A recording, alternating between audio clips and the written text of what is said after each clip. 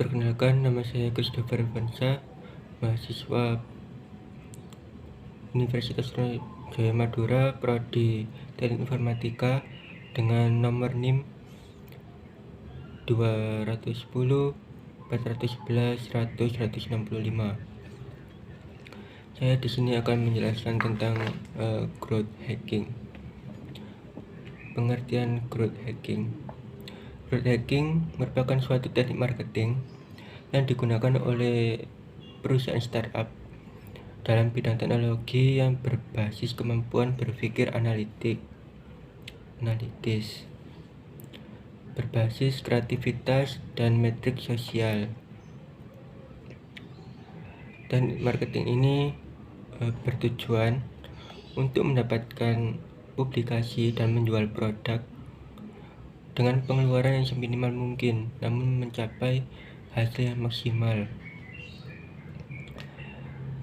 Teknik marketing ini menggantikan peran papan iklan atau papan reklame bagi audiens yang tidak biasa dan mampu mempengaruhi psikologi pengguna. Pada umumnya, kata strategi mengacu pada pendekatan jangka panjang untuk pertumbuhan suatu bisnis dan tidak sering untuk dirubah-ubah.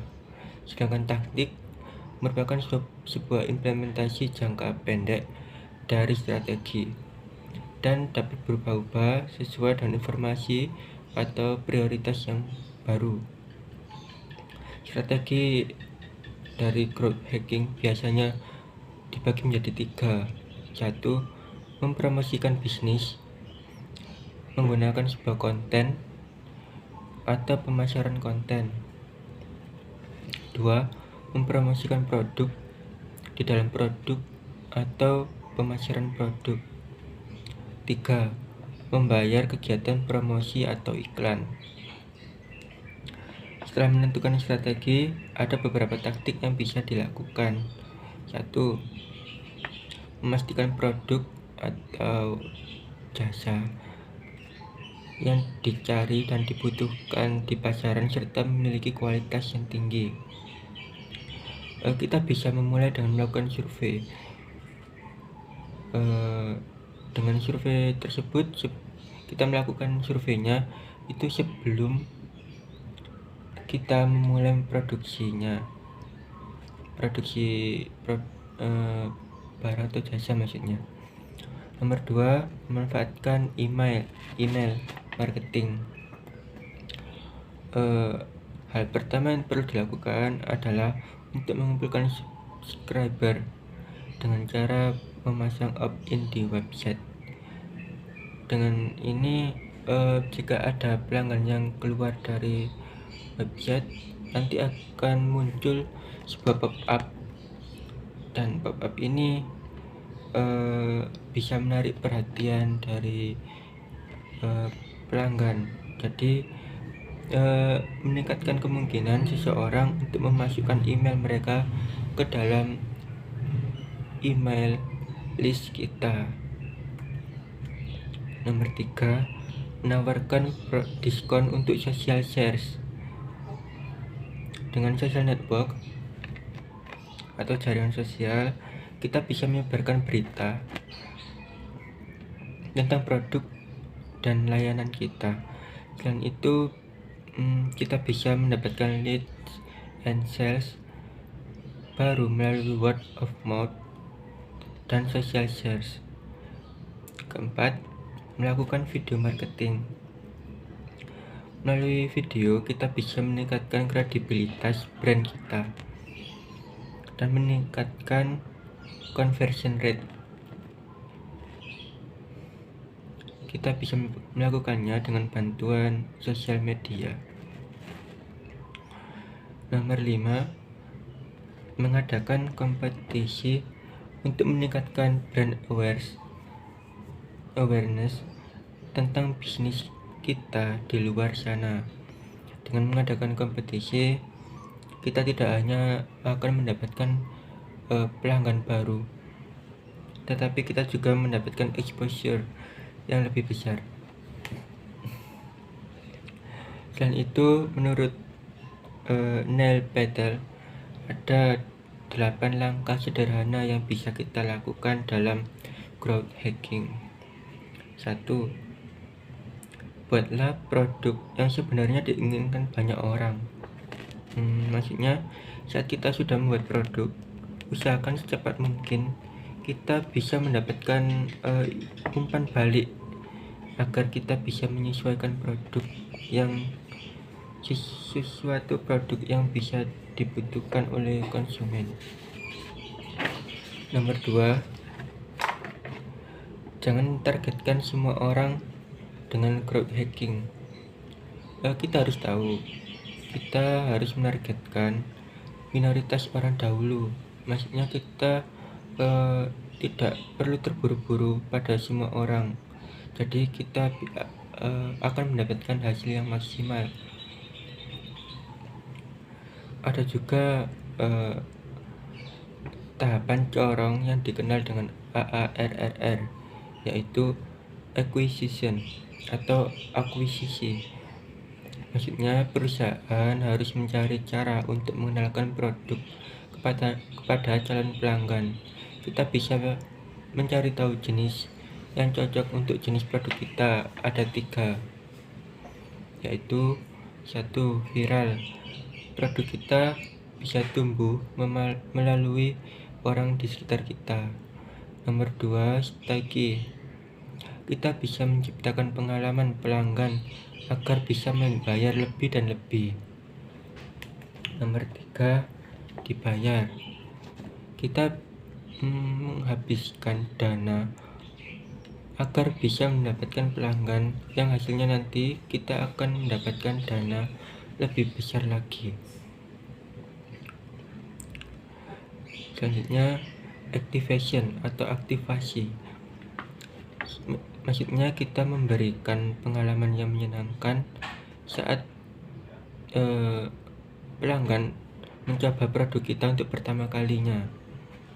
Selanjutnya, retention atau retensi. Maksudnya adalah bagaimana cara kita untuk membuat pelanggan mau kembali menggunakan produk yang ditawarkan. Jadi kita harus memastikan pelanggan itu tidak hanya sekali saja untuk menggunakan produk atau jasa kita. Selanjutnya, revenue atau pendapatan. Maksudnya adalah bagaimana cara perusahaan untuk memonetasinya. Dan yang terakhir, referral. Maksudnya perusahaan harus menyiapkan strategi agar pelanggan mau memberitahu orang lain mengenai produk yang ditawarkan. Adapun beberapa fungsi atau manfaat dari growth hacking. 1. Return of investment atau ROI yang terbukti. Manfaatnya adalah dari return of investment atau ROI yang terbukti, kita bisa kita gunakan untuk menginformasikan setiap keputusan yang kita buat dan melacak kinerja peretasan atau hacking secara akurat. Selanjutnya, kita juga dapat dengan mudah melihat strategi growth hacking, mana yang berkinerja seperti yang kita harapkan dan mana yang tidak. Nomor 2, berbiaya rendah. Manfaatnya dari biaya rendah sesuai dengan sifatnya, growth hacking dirancang untuk menggunakan sumber daya apapun itu yang kita miliki dengan cara yang ekonomis. Selanjutnya, nomor 3, yaitu sumber daya rendah. Dengan sumber daya rendah, kita bisa menggunakan sumber daya yang rendah, dan dari growth hacking ini sering dikembangkan dan diimplementasikan oleh satu orang di tim produk atau teknik dan tidak memerlukan seluruh tim pemasaran untuk mengeksekusinya. Ada juga contoh dari penggunaan crowd hacking. Di antaranya adalah 1. Dropbox. Dropbox memberikan penghargaan kepada konsumen yang berhasil mengajak pengguna baru untuk menggunakan layanan penyimpanannya. Yang kedua, Airbnb. Airbnb membuat sistem agar pengguna yang bisa memasang iklan Airbnb ke situs Craigslist.com yang mana penggunanya sudah lebih dari 10 juta pengguna. Nomor 3, YouTube. YouTube mempermudah penggunanya untuk membagikan video mereka ke akun miliknya dengan memberikan sebuah kode sematan. Nomor 4, Gmail. Gmail menggunakan strategi crowd hacking yang bernama FOMO, yang merupakan menggunakan sistem undangan agar bisa menggunakannya. Hal ini membuat banyak yang penasaran dan pada akhirnya banyak juga yang mencoba strategi seperti Gmail ini. Dan nomor 5 ada Hotmail. Hotmail menambahkan baris ke setiap email yang keluar yang mendorong orang untuk mendaftar akun barunya. Dengan demikian, sekian penjelasan saya mengenai crowd hacking. Terima kasih.